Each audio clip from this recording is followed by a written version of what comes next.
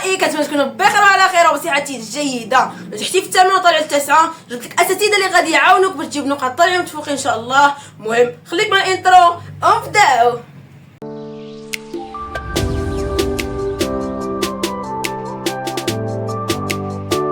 رجعنا الاصدقاء. المهم جيبوا شي سبوره ولا شي ورقه وستيل باش تقيدوا الاساتذه اللي غنقول لكم.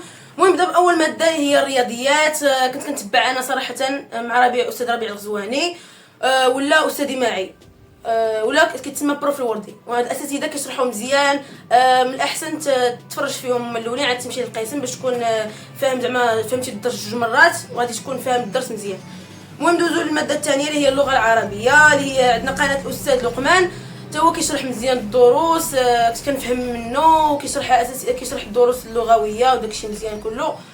المهم ندوزو الماده الثالثه اللي هي الفرنسيه. كاين بروف يونس ولا استاذه ديال المعرفه والعلم، حتى هي كتشرح مزيان صراحه. تقدر تخدم معاك لي برودكسيون ايكري، تخدم معاك لي الدروس ديال لا لونغ، تخدم معاك النصوص، تخدم معاك الامتحانات ديفالياسيون. المهم بحال هكا.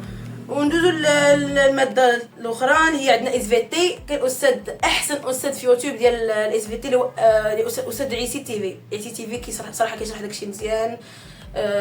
الفهم ديالو ساهل، كيشرح بالعربيه والدارجه، كيعطي التصاور، كيعطي كلشي. ندوزو الماده اللي موراها اللي هي الماده ديال الفيزياء، فيزيك شيميك. كاين احسن استاذ حتى هو ديال سميتو توب فيزيك شيميك. كيشرح بشويه، كيشرح لك بحال تقول كيشرح لك بوحدك، جالس مع بحال كتجلس معاه بشويه، كيكون سكات كتفهم عنده، كيدير لك تصاور امثله، كيعطيك واحد التمرين في الاخر ديال الفيديو ولا في كل شرح. بالنسبه لماده الاجتماعيات هي صراحه ماده ديال الحفظ وديال الفهمه. الا ما كنتيش حافظ راه ما تقدرش تجاوب في الامتحان، ولا ما كنتيش فاهم غادي تلقى يكون حافظ. خصك الا ما كانش عندك نفس السؤال، نفس ما عندكش الا كانت في طريقه واحده اخرى السؤال ما تقدرش تجاوب، يعني خصك تكون فاهم وحافظ. انا صراحه ما كنتش كنفهم بزاف، المهم كنت كنحفظ صراحه. الفهمه كنفهم، ماشي ما كنفهمش، المهم باش نجاوب، ولكن الحفاظه هي اللي كنت كنحفظ بزاف. المهم ندوزو الماده الاخيره اللي هي ماده الاسلاميات. عندنا استاذ تعكي محمد، حتى هو كيشرح مزيان. صراحه التربيه الاسلاميه خصك تفهمها اكثريا في القسم. استاذه كتشرح مزيان، فاش كتجي للدرس تحفظ الاحكام الشرعيه. القران هو ضروري نوصيكم على القران، راه فيه النقطه كبيره.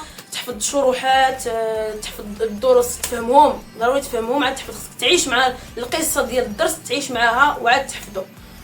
المهم الاصدقاء، انا خليت لكم هاد القنوات اللي خصكم تدخلوا ليهم باش تستافدوا منهم، باش تجيبوا ان شاء الله شي نقاط متفوقين وطالعين في التاسعه. المهم الاصدقاء، نتلاقاو في فيديو جديد ان شاء الله. الله يوفقكم.